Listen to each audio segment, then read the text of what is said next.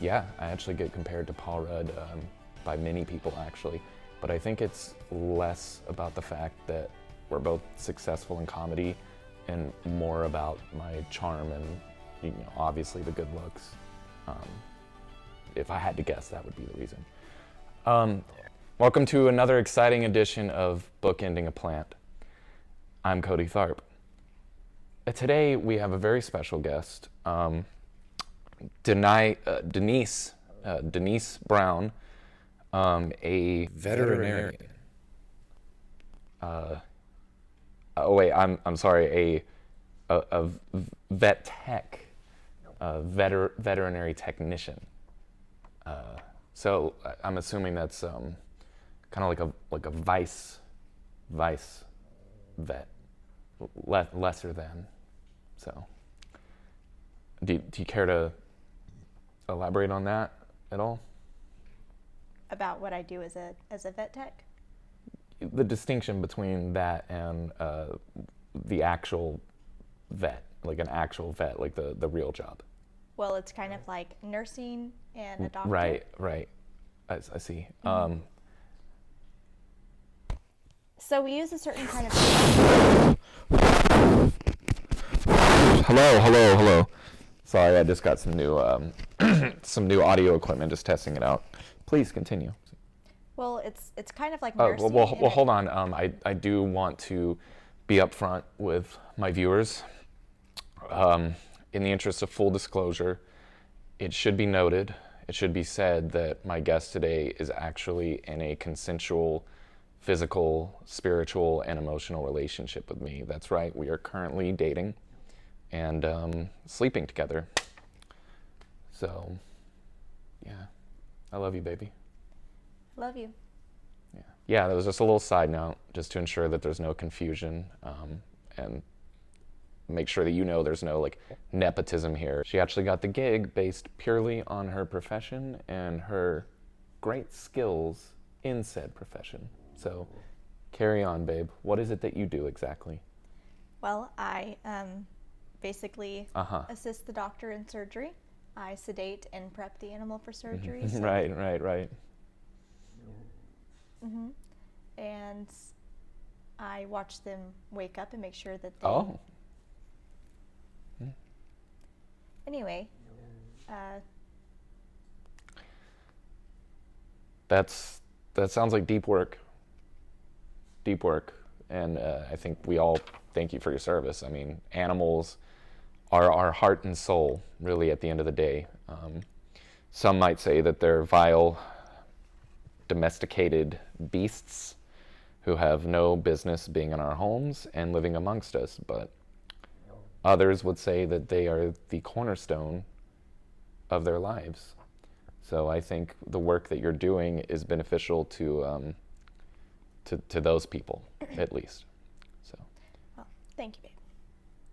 So, what was it exactly that got you into the field of gruesomely sedating animals so that you could perform surgery on them, or in your case, assist performing surgery? Let's remind the audience here that you're not an actual veterinarian. What is it that led you into the business of sedating these animals against their will and performing unwanted surgery on them?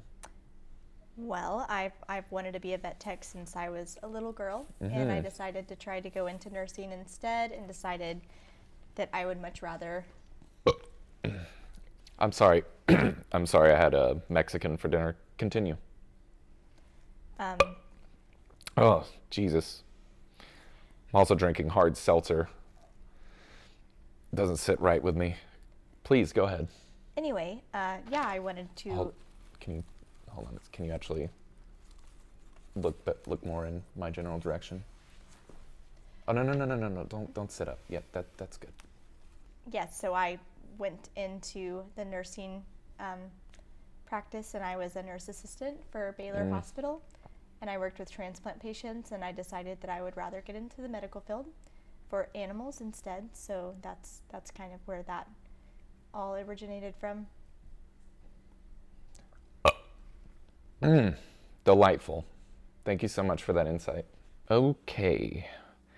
Now, Denice, before we move on here and we get to a little showcase that you put together for us, I have a bit of a personal question I'd like to ask you.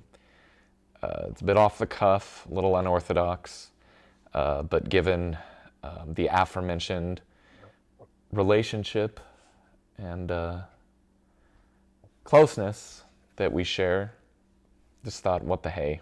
Let's give a little insight to my viewers into the goings on of our relationship. How, on a scale of 1 to 10, would you rate the lovemaking? It's wonderful, different, wonderfully different. Different? Yeah. It's wonderful. But different. Yeah. Mm-hmm. Okay. This is something we're gonna have to discuss after the show. Okay.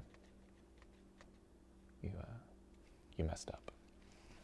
So that's all I'm gonna say about that.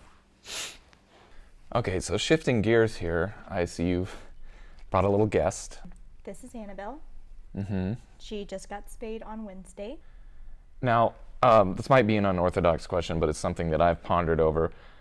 With the large amount of domesticated animals that are sifting in and out of in and out of your place of work throughout the day, every week, you'd think it stands to reason that you might, how do I say this? Your finger might inadvertently enter the rectal area of these cats and dogs. I know that's a bit of an unorthodox question. It's just something that I've pondered, and I just thought that might be an unfortunate occurrence in your line of work. Do you care to comment on that at all? There's no rectum fingering at my job, no. Inadvertent penetration. I don't mean to imply that there's some sort of molestation of any kind going on at your business. I would never infer something like that. I've never accidentally stuck my finger in a dog's ass. Okay. Sorry. No. That's I wasn't prodding you, no pun intended, for any specific kind of answer. I wasn't insinuating anything one way or the other. But thank you for your honesty nonetheless. Now, Annabelle here, I see, is some sort of Schnauzer? Beagle. And what is the primary difference between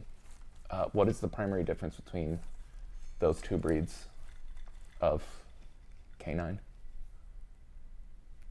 Well, this is a Beagle, and a Schnauzer is a Schnauzer. Right, but for the purposes of those watching at home, can you lay out some of the key differences, or is your answer going to be rudimentary and simplistic at best? I don't think I need to remind you of this. This is an educational show, and I really only want the most informed and intelligent guests on the program. So if you can just highlight some of the actual differences between the two breeds, because when I look at her, she looks very reminiscent of a Schnauzer. So, have you ever seen a Schnauzer? Moving on, one last thing while we have Annabelle here. What is the sole purpose of that circular cone-like instrument that is currently placed on her head as she slumbers on your lap? Is that some sort of torture device for when she's misbehaving, or? I mean, they might think it is, but it's so she does not lick her incision open on her belly from getting spayed. Okay. And so the incision is where the animal's, how should I put this, nether regions are. They're in that general area, or rather on the crotch or taint, as it were. No, it's a little higher up. It's more so in the middle of their stomach, kind of where we would have like a belly button. It's right about there. Sure, but from where I'm sitting, it seems like a surgery performed to mitigate sexual pleasure or sexual reproduction would primarily take place in the sexual organ. So why is it higher up in the intestinal area? Well, the sexual organs that cause dogs to have. Thank you very much, Denise. This has been very informative. Unfortunately, I think that's going to do it for us here on Bookending a Plant. I thank you very much for your time. You know, if I'm ever, if I'm ever in the doghouse, so to speak, with you, because again, we have a little bit of a romantic affair taking place, then I will be sure to use your place of work to let myself get neutered, which you will undoubtedly want to do to me at some point if I act up. You know how it is, relationships, guys. All right, thank you so much for tuning in. Hey, so seriously, next time, like, I'm gonna need you to be better about speaking clearly and making direct eye contact with me, okay? Because this is my realm, and in my realm, I have to be respected. I command respect, so I just need you to take the process of this a little more seriously. Thank you very much. Cut it.